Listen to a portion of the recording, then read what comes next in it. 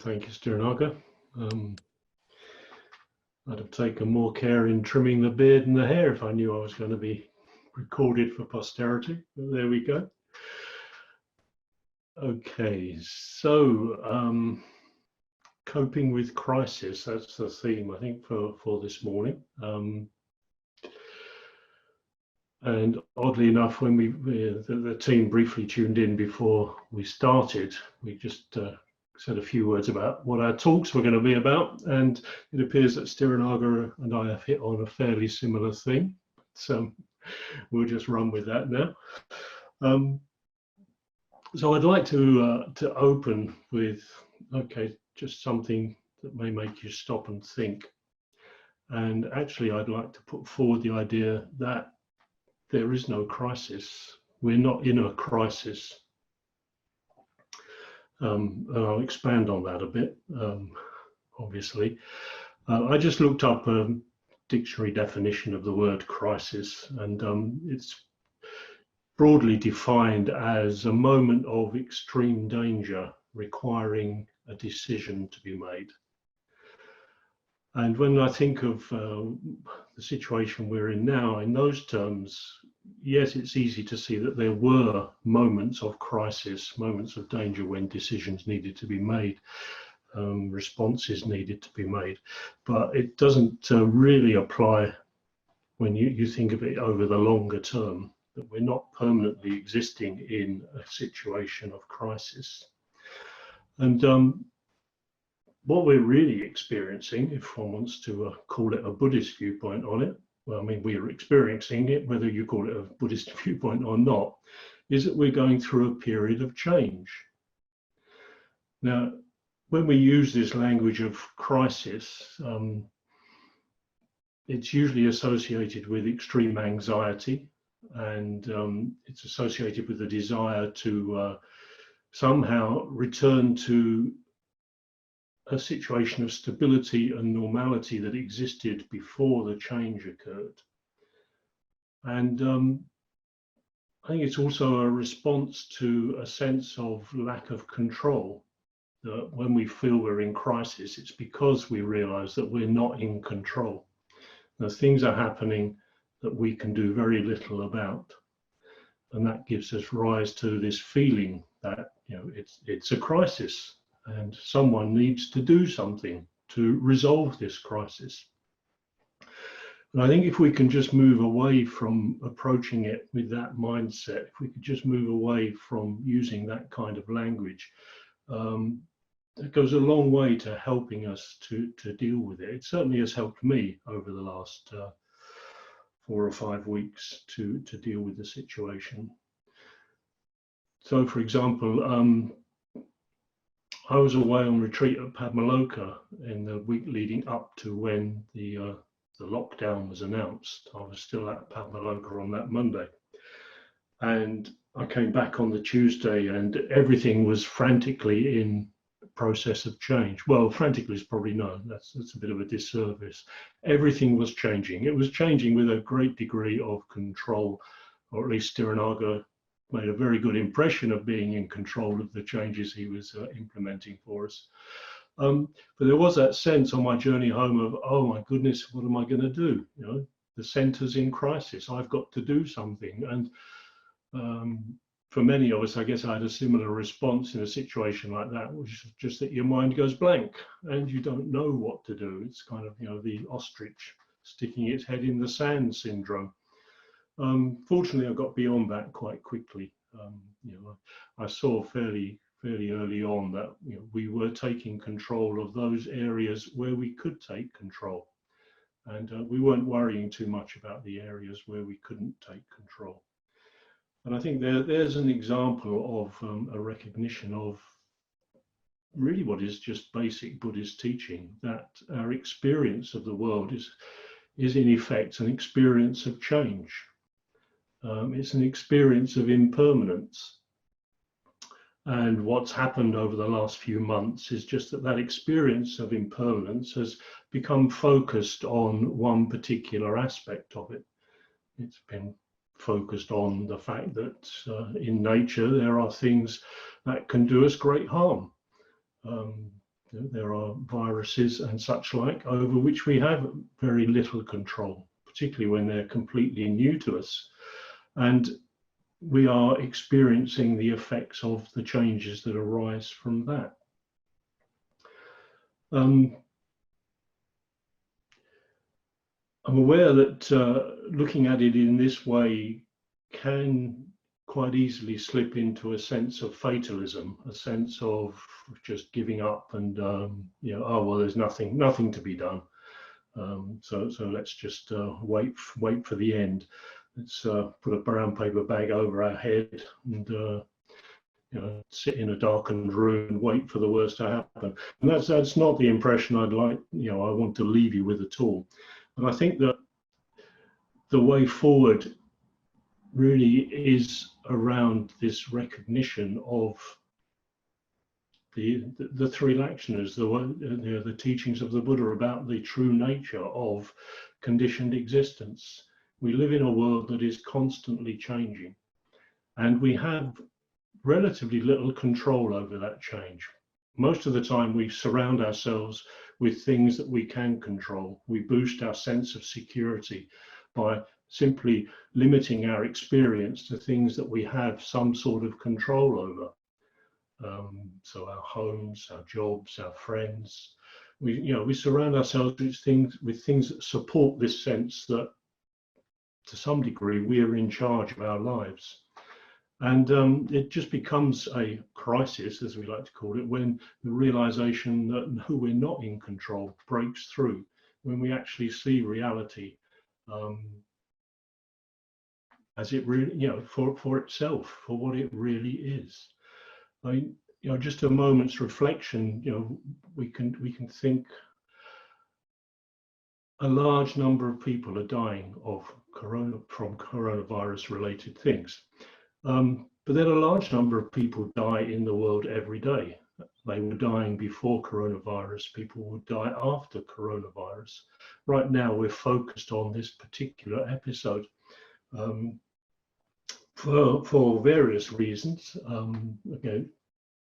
Probably mostly around this sense of lack of control of it. But it's not unique. It's not something exceptional. It is just part of our general experience of life. We had, you may know, the four reminders, the teaching that we use quite a lot. The four reminders start with, that this body is of the nature to grow old, to get sick, and to die. It's all part of the natural process. We have no God-given right to 70 years or 80 years or 90 years of life. As the Buddha was at great pains to point out to people, death can come at any time. So we need to be prepared for that. It's just part of life and it can happen at any time. And again, it's something that we have, in one sense, not much control over. I've been reflecting on the fact that death visits us at any time quite a bit lately. As many of you will probably know, Eric, who was a much loved member of our Sangha, passed away during the week. Now, Eric's passing was not unexpected.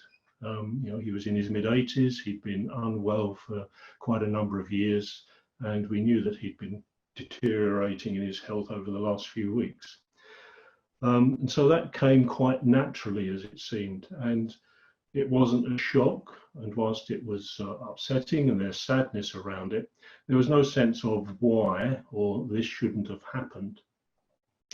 And I compared that to my own father's death. And my father died when he was 29, and it just occurred to me, when my father had his 29th birthday, it would never have popped into his head that he wasn't going to see his 30th birthday. But as it happened, he didn't. And again, that was just part of the flow of life, impermanence, change, things that we have no control over. And the more we try to control things that we have no control over, the more we delude ourselves into thinking that we can control things that we can't, then the greater suffering we experience. It brings us down to the Four Noble Truths, in essence, that fundamental to our experience is dukkha, is unsatisfactoriness. And this unsatisfactoriness arises on the back of craving, on the back of the desire for things to be other than they are. And all the while we try to make things other than they are, or we try to turn away from the way things really are, then we're increasing our sense of dukkha, our sense of unsatisfactoriness, our suffering. So for me, what's really working during this time is actually to see it as simply, this is how it is. This is the new normality. It's not that we're trying to get back to, well, actually, probably as a society, as a culture, we are trying to get back to the old normality. You hear it, don't we, from our politicians, that they will get things back to normal, which actually is, when you think of it, quite a ridiculous thing to say, because this is the normal. And how can you ever go back to something that is now past? It's just not possible. We go with the flow of things. And again, as I say, this is not meant to be in a fatalistic manner. I mean, we certainly have a responsibility to do everything that we can to ameliorate the suffering that we see around us in our own lives and in other people's lives. It would be highly irresponsible just to say, oh, well, we're all going to die someday, so let's have a big street party now and mix with everyone. It's as irresponsible as deciding that we're going to walk across the M1 at rush hour and not look at any traffic that's coming our way. If I'm going to get hit, I'll get hit. That's not the attitude that we bring to it. It's not what one would call a Buddhist attitude, if you like. We have a responsibility to do the best that we can with the circumstances that we find ourselves in. But included in that has to be the realization and the acceptance of the fact that those circumstances are changing, and that to a large extent they are beyond our control. What we can effect is very limited, certainly beyond our own immediate experience. It's extremely limited, but even within our own experience, there is a limit to what we can change, and what we can't change, then we have to accept, we have to bear. I've been reading a book that, I've read it several times actually, but I've been rereading it. It's a book by Analio, and it's called Mindfully Facing Disease and Death, which sounds a bit somber, but actually it's a very lovely book. And Analio draws on the early Buddhist teachings. He draws from the early canon, the Pali canon, the Chinese canon. And he brings out all the teachings from the Buddha about facing sickness and death. And in all of those, the Buddha's response is to engage with practice. It's always the same, well, not the same, but it's always, the response is the same insofar as it's engaged with practice. At whatever stage you're at on the spiritual path, just engage more fully with your practice. Just engage with working with the Four Noble Truths, engage with being with the three lakshanas, impermanence, unsatisfactoriness, and non-self. Engage with mindfulness, so be aware of what's happening to you and around you, and be aware of the effect it's having on you, and notice whether that effect is beneficial or not. And if it's not, then, well, you can't change the circumstances that are around you, but you can change your response to those circumstances. And we can view those circumstances in a different light. And that's not to, as I say, it's not to bury our heads in the sand. It's not to disengage. It's very much about being engaged. It's not to turn a blind eye to the fact that people are really suffering. People are really experiencing pain and loss and grief, and we do what we can to alleviate that. I went through a period of sort of avidly listening to the news and waiting for the numbers of how many people had died the previous day. And then I realized, well, that's not engaging. That's just looking at numbers. It's looking at statistics. and that's not engagement. So engagement is focusing on the individual. And I've been particularly moved more recently that on the news that I watch, that they've taken to rounding off news bulletins with just short stories of some of the people who've passed away due to coronaviruses, and it personalizes the statistics, and one can engage in that way. One can extend one's heartfelt sympathy and loving kindness towards real people if you have something of their story. So we have a part to play, we have something we can do.